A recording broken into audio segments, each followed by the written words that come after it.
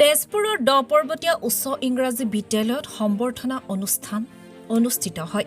বিদ্যালয়খনৰ উচ্চ মাধ্যমিক চূড়ান্ত পৰীক্ষাত উত্তীৰ্ণ ছাত্ৰ-ছাত্ৰীক সম্বৰ্ধনা জনোৱা হয়।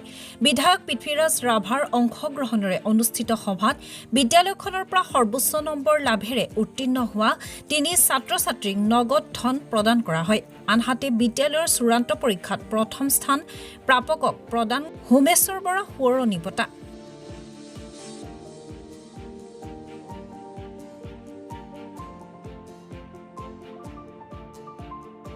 হৈ যোৱাৰ পাছত ডন বস্কৰ নিচিনা স্কুলে ইংলিছ পঢ়াবৰ কাৰণে লৈ গৈছিল। তেওঁ ইংলিছত ওস্তাদ, মেথছত ওস্তাদ, চবতে ওস্তাদ। হোমেশ্বৰ আহোঁতে দৰং কলেজ দেখিছ, চবে ক'ব লাগিব দেখিছো ছাৰ।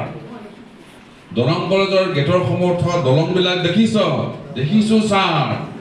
এই দলংবিলাকৰ নাম কি জান?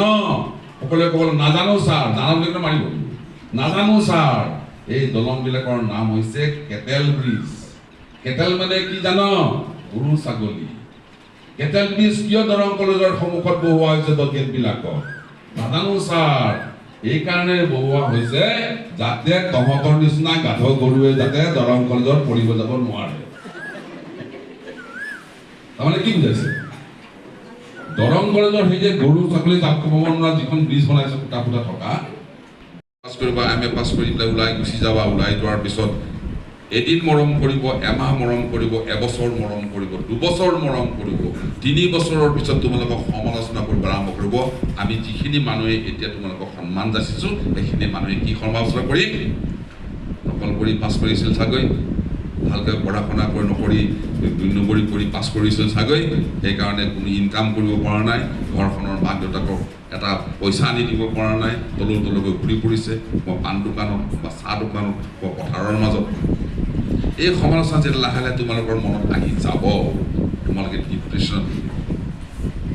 সেইকাৰণে এতিয়াৰ পৰা তোমালোকৰ মানসিকতা এইটো হ'ব লাগিব যে আমি পঢ়া শুনা কৰিছোঁ হয়।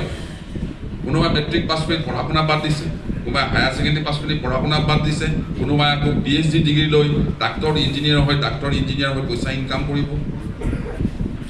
সকলোৱে একেলগে একে সময়তে পঢ়া শুনা শেষ কৰাৰ পাছত মানসিকতাটো কি হ'ব লাগিব যে মোৰ ঘৰখনত মোৰ মা দেউতাই মোৰ ঘৰখনে যেনেকৈ কষ্ট কৰি পঢ়ুৱাইছিল, মই ঠিক তেনেদৰে উপাৰ্জন কৰি সেই ঘৰখনক